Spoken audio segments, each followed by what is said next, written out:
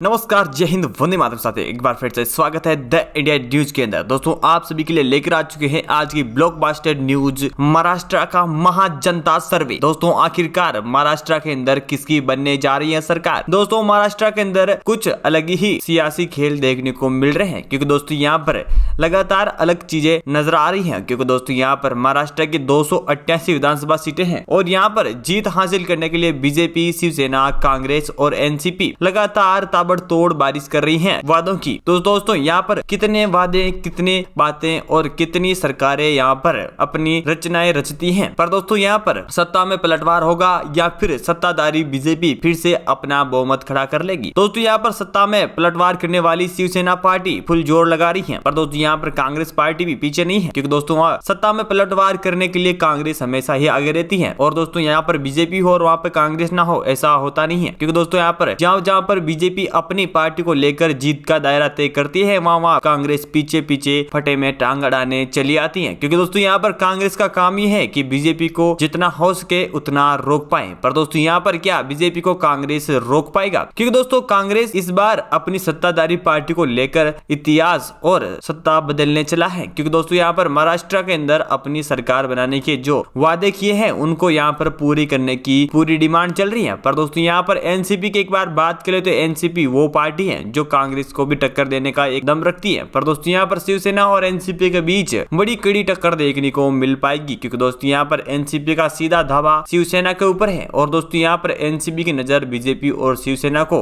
पीछे खिसकाना है। क्योंकि दोस्तों ये दोनों पार्टियां पीछे हट गई तो एनसीपी अपनी सरकार रातों रात खड़ी कर सकती है। पर दोस्तों यहाँ पर बीजेपी वो पार्टी है जो एनसीपी और कांग्रेस दोनों पार्टी को पचाट कर एक साइड में रख सकती है। पर दोस्तों आखिरकार शिवसेना भी वो पार्टी है जो बीजेपी को हमेशा ही दिक्कत देती आई है। क्योंकि दोस्तों यहाँ पर बीजेपी को इस बार भी दिक्कत देने वाली शिवसेना पार्टी क्या इस बार बीजेपी से अपनी राजगद्दी छीन लेगी, या फिर दोस्तों बीजेपी अपनी राजगद्दी पे बरकरार रहेगा और शिवसेना को एक बार फिर से हार का सामना करना पड़ सकता है। दोस्तों यहाँ पर हम जानने वाले हैं कि आखिरकार शिवसेना, बीजेपी, कांग्रेस या एनसीपी यहाँ पर कौन बनाता है एक 288 सीटों के ऊपर अपनी पूर्ण संपूर्ण बहुमत के साथ सरकार। क्योंकि दोस्तों यहाँ पर सबसे बड़ी चुनौतियां सभी पार्टियों के लिए हैं। तो दोस्तों आइए जानते हैं, उससे पहले आप सभी से एक छोटी सी रिक्वेस्ट है कि अभी तक आपने हमारे इस चैनल द इंडिया न्यूज को नीचे लाल बटन दे रखा है, उसे दबा के सब्सक्राइब नहीं किया है तो जल्दी से नीचे लाल बटन दबा के चैनल को सब्सक्राइब कर लें और बेल आइकन को ऑल पे प्रेस कर लें। दोस्तों ऐसे में आपको आने वाले और भी ओपिनियन पोल, जनता सर्वे और राज्यों से संबंधित तमाम अपडेट मिलती रहेगी हमारे इसी चैनल द इंडिया न्यूज के ऊपर। तो जानने के लिए अभी कभी सब्सक्राइब करें द इंडिया न्यूज को। और दोस्तों आप जिस भी पार्टी को सपोर्ट करते हैं, शिवसेना, बीजेपी, कांग्रेस या एनसीपी, जिस भी पार्टी को सपोर्ट करते हैं उसके लिए एक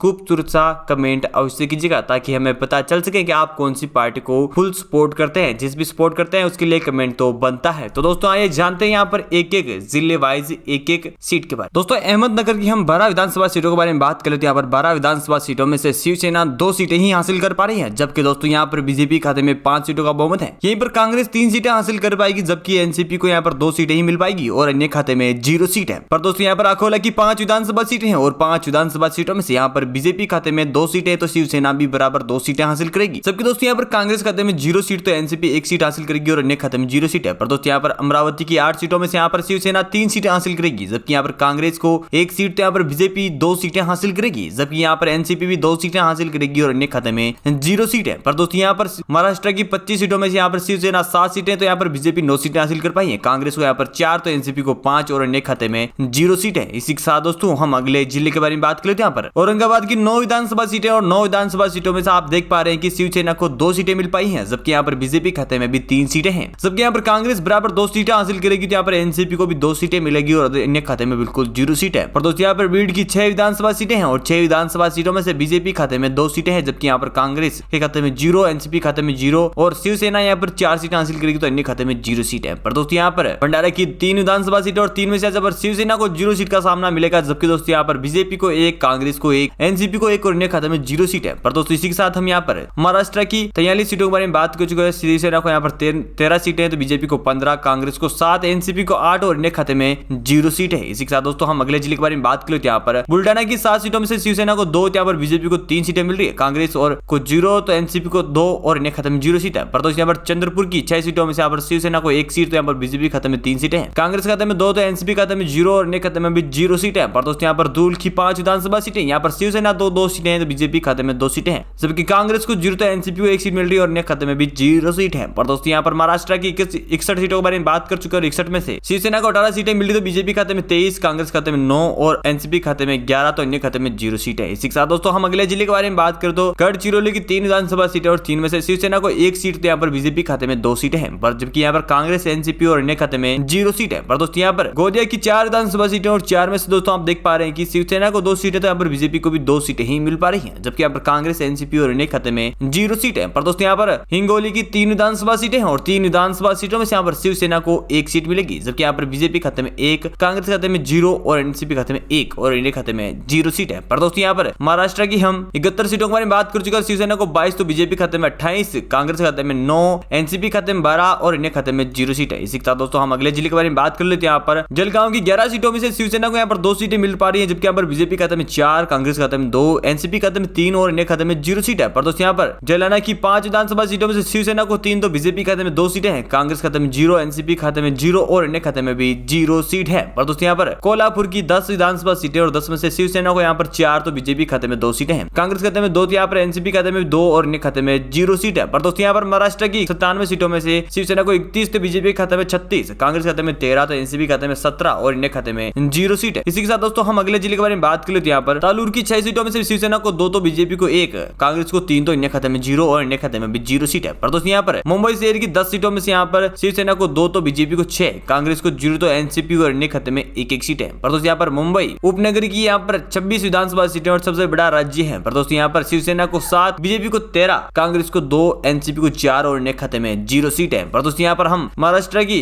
139 सीटों के बारे में बात कर चुके हैं। शिवसेना को यहाँ पर 42 तो यहाँ पर बीजेपी खाते में 56, कांग्रेस खाते में 18, एनसीपी खाते में 22 और अन्य खाते में 1 सीट है। इसी के साथ दोस्तों हम अगले जिले के बारे में बात कर लेते हैं। यहाँ पर नागपुर की 12 विधानसभा सीटें और 12 विधानसभा सीटों में से शिवसेना को 3 तो बीजेपी खाते में 5 सीटें हैं, जबकि अब कांग्रेस खाते में 2 तो यहाँ पर एनसीपी खाते में भी 2 सीटें हैं और अन्य खाते में 0 सीट है। इसी के साथ दोस्तों यहाँ पर नांदेड़ की 9 विधानसभा सीटों के बारे में बात कर लेते हैं। यहाँ पर शिवसेना 3 सीटें तो बीजेपी को 0, कांग्रेस 2, एनसीपी 2, अन्य खाते में 0 सीट है। पर दोस्तों यहाँ पर नंदुरबार की 4 सीटों में से 4 की 4 सीटें बीजेपी अपने खाते में जमा करती हुई दिखाई दे रही, जबकि शिवसेना, कांग्रेस, एनसीपी और अन्य खाते में 0 सीट है। साथ ही महाराष्ट्र की 164 सीटों में शिवसेना को 48, बीजेपी को 67, कांग्रेस को 20, एनसीपी को 26 और अन्य खाते में 0 सीट है। इसी के साथ दोस्तों हम अगले जिले के बारे में बात कर लेते हैं। यहाँ पर नासिक की 15 सीटों में से शिवसेना को 3 तो बीजेपी को 7, कांग्रेस को 2, एनसीपी को 3 और अन्य खाते में 0 सीट है। पर दोस्तों यहाँ पर उस्मानाबाद की 4 सीटों में से शिवसेना को 2 तो बीजेपी को 1, कांग्रेस को 0, एनसीपी को 1 और अन्य खाते में 0 सीट है। पर दोस्तों यहाँ पर पालघर की 6 सीटों में से शिवसेना को 4, बीजेपी को 0, कांग्रेस को 0, एनसीपी को 2 और अन्य खाते में 0 सीट है। पर दोस्तों यहाँ पर महाराष्ट्र की हम 189 सीटों के बारे में बात करें तो शिवसेना को 57, बीजेपी को 75, कांग्रेस को 22, एनसीपी को 32 और अन्य खाते में 3 सीटें हैं। इसी के साथ दोस्तों हम अगले जिले के बारे में बात करें तो यहाँ पर परवानी की 4 सीटों में से शिवसेना को 1, बीजेपी को 2, कांग्रेस को 0, एनसीपी को 1 और अन्य खाते में 0 सीट है। पर दोस्तों यहाँ पर पुणे की 21 सीटों में से शिवसेना को 5,